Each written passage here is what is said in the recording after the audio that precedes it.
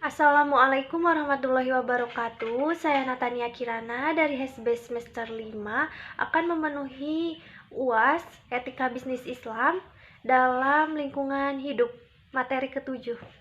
Langsung saja, materi yang pertama mengenai etika Islam dalam lingkungan hidup atau green economies.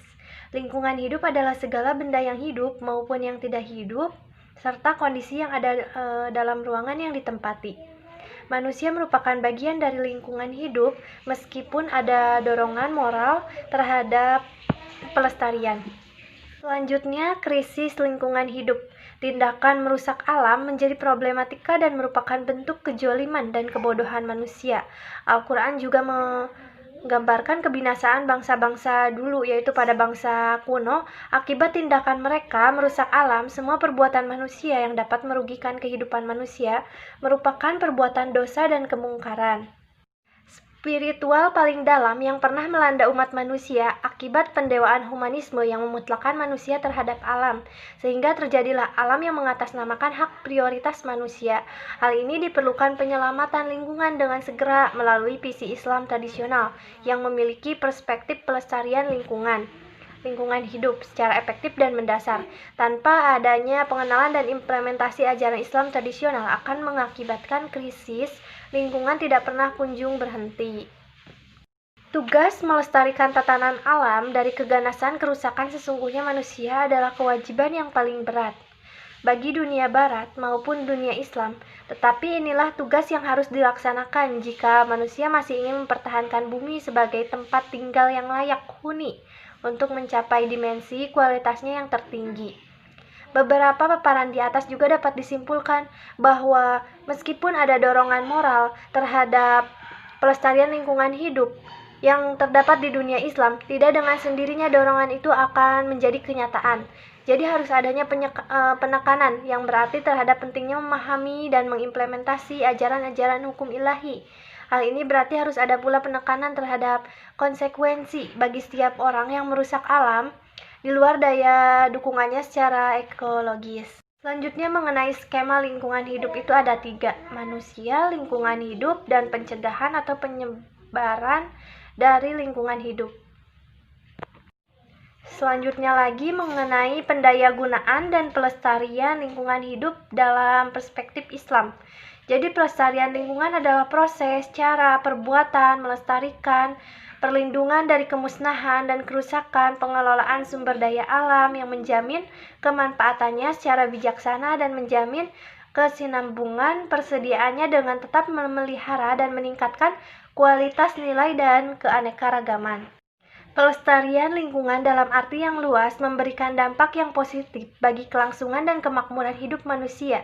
Pada hakikatnya, memelihara kelestarian lingkungan adalah memelihara jiwa, salah satu dari aspek yang harus dipelihara dalam rangka mewujudkan tujuan-tujuan syariah atau disebut juga sebagai maqasid al-syariah dan tujuan-tujuan al-syari Tuhan dalam menetapkan hukum-hukumnya, yaitu kemaslahatan. Selanjutnya mengenai green economy atau pengertian dari green economy sendiri diartikan secara sederhana. Green economy itu berasal dari bahasa Inggris yang artinya ekonomi hijau yang ramah lingkungan. Menurut UNEP atau United Nations Environment Program, dalam laporannya yang berjudul Toward Green Economy menyebutkan bahwa green economy adalah ekonomi yang mampu meningkatkan berat dan keadilan sosial. Selain itu juga green economy ingin menghilangkan dampak negatif dalam pertumbuhan ekonomi terhadap lingkungan dan kelangkaan sumber daya alam dari definisi yang diberikan oleh UNEP. Pengertian green economy dalam kalimat sederhana sendiri dapat diartikan perekonomian yang rendah, seringkali perekonomian yang sering menghasilkan polusi lingkungan, hemat sumber daya alam, dan berkeadilan sosial. Kemudian, apa bedanya ekonomi hijau dengan ekonomi yang berkelanjutan? Sebenarnya, ekonomi hijau dan pembangunan yang berkeberlanjutan itu, pandangan ini menghimbau agar para pelaku ekonomi akan hanya memaksimumkan keuntungan semata, tetapi juga harus memberikan kontribusi yang positif kepada masyarakat, serta turut berpartisipasi dalam menjaga kelestarian lingkungan. Green economy sendiri telah menjadi ideologi baru dunia yang harus dijaga dengan kebijakan yang baik dan benar. Susilo Bambang Yudhoyono juga menegaskan, bangsa ini punya tanggung jawab sejarah untuk anak cucu di masa mendatang. Ditekankan pula bahwa di masa datang Indonesia harus mengembangkan konsep sustainable agriculture, artinya pembangunan yang berkelanjutan yang tidak merusak lingkungan. Model pembangunan ekonomi yang diterapkan untuk mengembangkan pembangunan ekonomi sekarang ini cenderung berjangka pendek, sehingga pendekatan green economy yang menjamin hubungan timbal balik antara pembangunan ekonomi keberlanjutan, fungsi lingkungan dalam mendukung terwujudnya pembangunan yang berkelanjutan harus segera dimulai. Penerapan dan pelaksanaan green economy yang terarah dan menyeluruh di Indonesia harus dijunjung oleh kebijakan pemerintah untuk menjamin keberhasilan penerapannya.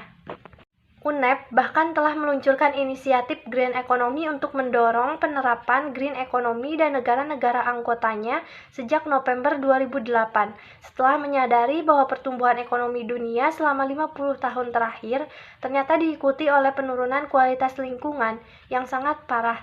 Sejak tahun 90-an sampai dengan 2005, GDP atau Gross Domestic Product dunia baik lebih dari 1.100 pada periode yang ekosistem dunia digunakan dengan cara yang tidak berkelanjutan lebih dari 60%. Gambaran lingkungan hidup di negara modern atau negara maju. Ada indikasi bahwa semakin kaya penduduk suatu kota, maka akan semakin banyak pula sampah yang dibuang. Menurut Ismawan, mengutip hasil dari studi Bread dan Blom.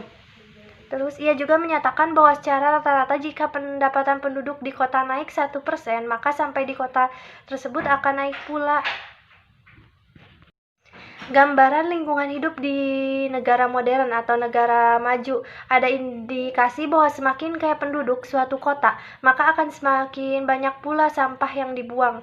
Menurut Ismawan, mengutip hasil dari studi Bread dan Blom. Terus ia juga menyatakan bahwa secara rata-rata jika pendapatan penduduk di kota naik 1%, maka sampai di kota tersebut akan naik pula.